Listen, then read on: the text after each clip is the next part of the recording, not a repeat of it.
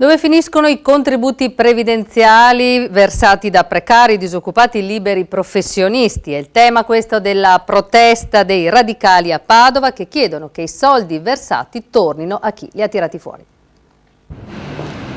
Dopo quella sul sovraffollamento delle carceri, ecco una nuova iniziativa dei radicali che hanno promosso la seconda giornata nazionale dei contributi silenti, ovvero tutti quei contributi previdenziali il cui versamento alla gestione separata dell'INPS è richiesto ai parasubordinati, ai precari e a tutti i liberi professionisti non iscritti a ordini professionali e che vengono versati a fondo perduto in quanto non matureranno mai la pensione ma andranno a pagare quella degli altri. Sit-in a Padova in piazza Insurrezione e raccolta di firme davanti all'Istituto di Previdenza.